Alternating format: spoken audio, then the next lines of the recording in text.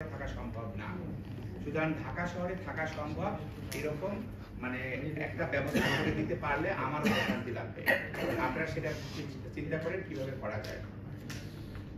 DLS এর ভবনের ব্যাপারে যেটা ছিল সেটা বোধহয় গতকালকে আমি আলাপ করেছিলাম আপনাদের সামনে। আমি যখন এই মন্ত্রণালয়ে যোগদান করি তার কয়েকদিন পরেই আপনার আমাদের বার্ষিক যে উন্নয়ন কর্মসূচি এর মিটিং হলো।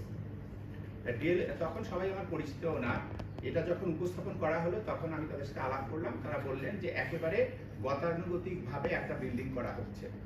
আমি আগেই আপনাদের বলেছি যে অফিস যদি সুন্দর হয়, আপনার অফিসের যদি অফিস নিজে যদি তার কাজের কথা বলে, আর্কিটেকচারাল ভিউর মধ্যে যদি এগুলো থাকে, নান্দনিক হয়, তাহলে কাজ করার পরিবেশ সুন্দর হলে মনটাও ভালো থাকে এবং আত্মীয় স্বজন যখন দেখে তারাও বলে যে ও ওই অফিসে চাকরি করে। এটা আমার কাজকে প্রভাবিত করে। নতুন প্রজন্ম এইগুলি দেখে শেখে। সে কারণে তখন আমি মন্ত্রী মহোদয়কে বললাম যে স্যার এই ভবনটাকে নান্দনিক করা দরকার। উনি বললেন যে এটা তখন অলরেডি মানে উনিও মিটিংয়ে ছিলেন, সভাপতিত্ব করছিলেন। পিডব্লিউডি এই ভবনটা তখন অলরেডি অনুমোদন করে ফেলছে। ইয়েটা আপনার পিডব্লিউডি না, আর্কিটেক্ট ডিপার্টমেন্ট। তখন স্যারকে অনুরোধ করা হলো যে স্যার আপনি একটু সুযোগ দিলে আমরা চেষ্টা করি। স্যার বললেন যে হয়ে গেছে, সেই জিনিস আবার কিভাবে করবেন। তারপরে উনি বলে আচ্ছা আপনি পারলে করেন।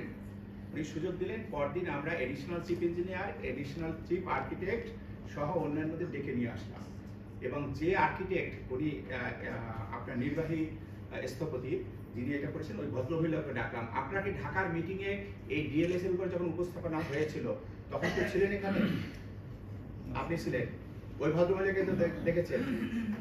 ওনাকে কোনোভাবে রাজি করাতে পারছি না। উনি বলছেন যে এটা স্যার হয়ে গেছে, নতুন করে আর করতে পারবো না, অনেক মাস লাগে একটা করতে, আসলেই লাগে। তখন তাকে আমি বললাম যে দেখেন এইটার মাধ্যমে হয়তো আপনি আপনার এই স্থাপত্য শিল্পকে দেশে একসময় বাঁচিয়ে রাখতে পারবেন। আপনি যদি ওই অনুষ্ঠানে থাকেন তাহলে দেখবেন যে সবচেয়ে বেশি প্রশংসা ওই ভদ্রমহিলাকে সেদিন করা হয়েছে, তাই না? জোর করে ওটা আমরা আটকে দিলাম। আটকে দিয়ে পরবর্তীতে বললাম যে 42 কোটি টাকার জায়গায় 80 কোটি টাকা দেবো। যদিও শেষ করতে ওদের 67 কোটি বা 60 কোটি টাকা এটা হচ্ছে একটা নান্দনিক সুন্দর ভবন হবে এখানে। এটা করা সম্ভব হয়েছে। আপনি ঐকান্তিক চেষ্টা থাকলে অনেক কিছুই করা সম্ভব। Thank you. আমি আপনাদের কাছে আসছি। হ্যাঁ, গেটটা আমরা ওখানে বলা হয়েছে গেটটা এমন ভাবে হবে যে আপনার পাঞ্চ করে ঢুকতে হবে যাতে এই মাস্তান রাস্তান কন্ট্রাক্ট এরা ঢুকতে না পারে। যে আপনার নিজের আইডি দিয়ে আপনি বা নিজের কার্ড দিয়ে ঢুকবেন, এইভাবে ডিজিটাল গেট করা হবে। এই ধরনের বিষয়গুলো থাকবে। আমি আপনাদের এখানে আসছি মানে আপনাদের কোনো কিছু শেখানোর জন্য না, কারণ আমার চেয়ে এই শিক্ষা আপনাদের অনেক বেশি। আমি নিজে খুবই কম জানি এই ব্যাপারে, আগেও বলেছি। আমি শুধু আসছি আপনাদের ভাবনাকে উজ্জীবিত করার জন্য, এই ভাবনাকে শ্রদ্ধা করার জন্য। কারণ যদি আপনার ভাবনাটা আমরা দেশের কাজে লাগাতে পারি তাহলে আমার প্রকল্পগুলো সঠিকভাবে বাস্তবায়িত হবে। আমার 2000-3000 কোটি টাকা ব্যয় করে আমি 500 কোটি টাকার যে সুফল পাচ্ছি তা না। আমি 50 কোটি টাকা ব্যয় করে 45 কোটি টাকার সুফল পেতে চাই। এটা সম্ভব হবে যখন আপনি এটাকে ওন করবেন। আমরা এখন এই যে 8টা প্রকল্প আছে, 8টা প্রকল্পের পরিবর্তে আমরা যদি 50, 60, 70টা প্রকল্প করতে পারি এবং 60-70 জন যদি পিডি হন তাহলে তা আপনাদের মধ্যে একটা কম্পিটিশন তৈরি হবে। আমার কাজগুলি সুন্দর হবে। আপনি দেখেন আইএলএসটি করার ব্যাপারে আগের যে প্রকল্পগুলো ছিল আমি আসার পরে সেটা পেলাম, নতুন করে আমরা এটাকে পাল্টে দিয়েছি। কারণ আইএলএসটি করার ব্যাপারে দেখেন ওখানে যাদেরকে শিক্ষা আমরা ট্রেনিং দেব তারা তো লাইভ স্টক সেক্টরে, তাই না? এখন সে প্র্যাকটিক্যাল করতে কোথায় যাবে?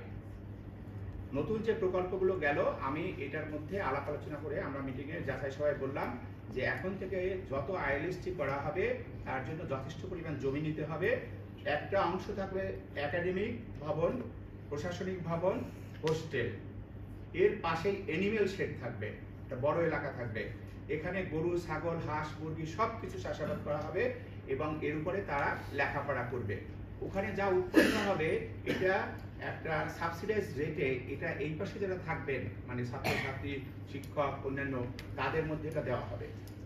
তাইলে হলো কি তারা একেবারে পড়াশোনার সময় থেকে এর সাথে বেড়ে উঠবে এবং সে তার পেশাকে শ্রদ্ধা করতে শিখবে এবং সে এটা অভ্যস্ত হবে। আমি গরু ছাগল সম্পর্কে পড়ালাম, আমি কিভাবে আপনার বায়োগ্যাস প্ল্যান্ট করতে হয় সেগুলি শেখালাম, কিন্তু আমি ওর ধারে কাছেই নিলাম না তাকে, তাহলে সে গেলেই নাকে গন্ধ পাবে। কিন্তু প্রথম থেকে যদি তাকে অভ্যস্ত করা যায় তাহলে দেখবেন যে এদের কাছ থেকে আমরা অন্য ধরনের একটা মানে আপনার পাবো, মানে তাদের বিহেভ মানে আচরণেই পরিবর্তন হয়ে যাবে। একটা যে পুরোপুরি একটা পেশাভিত্তিক তাদের মধ্যে একটা আপনার পেশার প্রতি যে আপনার যে তার আন্তরিকতা সেটা তৈরি হবে, আত্মবিশ্বাস তৈরি হবে, আন্তরিকতা তৈরি হবে। আর আমরা প্রায়ই বলি যে আমাদের এইটা আছে অনেক কিছু করতে পারি। বেসিক্যালি আপনি যদি দেখেন যে পৃথিবীতে নদীমাতৃক দেশ কয়টা আছে, তার মধ্যে বাংলাদেশ কি অন্যতম না? মানে Bangladesh is a riverine country, but we don't have any Olympic champion swimmer. আছে একটাও? সারাদিন সবাই সাঁতার কাটতে জানে, বাংলাদেশের মতো বেশি লোক সাঁতার কাটতে জানে এরকম পৃথিবীতে বোধহয় কম আছে। কিন্তু সুইমিং পুলে নামিয়ে দেন, সবার সাথে হেরে আসবো আমরা। শুধু থাকলেই আমার হবে না, সেটা আমার ওই দক্ষতা উন্নয়নের ওই পর্যায়ে নিয়ে যেতে হবে, মানে সেই বিষয়টা আমরা ভাববো। আর একটা হলো যে আমি সবসময় যেটা বলি সেটা হলো যে আপনার অনেকেই বলে যে চেয়ারে বসিয়ে দাও, সে কাজ করতে পারবে, চেয়ারেই অফিসার তৈরি করে দেয়। আমি অনেক ক্ষেত্রে এটা বিশ্বাস করি না। আমি বিশ্বাস করি ব্যক্তি চেয়ারকে উজ্জ্বল করেন, গুরুত্বপূর্ণ করেন এবং ব্যক্তি ওই চেয়ারের মর্যাদা বাড়ান, এবং যে কোনো ব্যক্তি যে কোনো কিছু পাল্টে দেওয়ার সক্ষমতা রাখেন যদি উনি আন্তরিকভাবে চেষ্টা করেন। এখানে যারা আসছেন সবাই মেধাবী, সবাই বিসিএস দিয়ে আসছেন, বিশ্ববিদ্যালয়ে পড়াশোনা করে আসছেন, পারবেন না বলতে এরকম কিছু নেই। আপনি হয়তো রকেট সায়েন্স পারবেন না, অনেক কিছু পারবেন না, কিন্তু আপনার যে কাজ সেটা অবশ্যই ভালোভাবে পারার কথা যদি আন্তরিকতা এবং শ্রদ্ধা থাকে। ব্যক্তিগতভাবে আমি বিশ্বাস করি যে আমি যে চাকরি করি এই চাকরিতে আমি যে বেতন ভাতা পাই তা বাসায় নিয়ে যাই, আমার ছেলে মেয়ে খেয়ে পড়ে দিয়ে বেঁচে আছে, আমিও বেঁচে আছি। আমি দোকানদারকে দেখেছি ছোটবেলায় যে দোকানে বসে উনি প্রথমে ঘরটা ঝাড়ু দিয়ে তারপরে আপনার ওই যে ব্যক্তি আছে না তাকে সালাম করে। আমি সব ধর্মের লোককেই দেখেছি। এটা আমি ধর্মীয়ভাবে ব্যাখ্যা করছি না, আমি বুঝাচ্ছি পেশার প্রতি তার শ্রদ্ধাবোধকে। সেরকম আমি যদি আমার পেশাকে শ্রদ্ধা করতে পারি তাহলে বোধহয় দেশের মানুষের জন্য আমরা কিছু দিতে পারবো। এটা আমরা সবাই এটা চেষ্টা করি। প্রকল্পগুলো যাতে যথাযথ বাস্তবায়িত হয় আপনাদের কাছে সেই অনুরোধ আমার থাকবে। যতদিন আমরা চাকরিতে আছি ততদিন চাইলে একটা মানুষের উপকারে লাগবো আমি বা লাগতে পারবো। যেদিন চাকরি থেকে চলে যাব তারপর দিন থেকে যদি কারো উপকার করতে চাই তাহলে আমি যেটা প্রায় বলি যে মসজিদে গিয়ে দোয়া করা আর মন্দিরে গিয়ে মঙ্গল কামনা করা ছাড়া আমাদের আর কিন্তু কোনো পথ নেই। সবাই ভালো থাকবেন, সবাই সুস্থ থাকবেন, আবার হয়তো কোথাও দেখা হবে। সবাই দেশের জন্য কাজ করবো।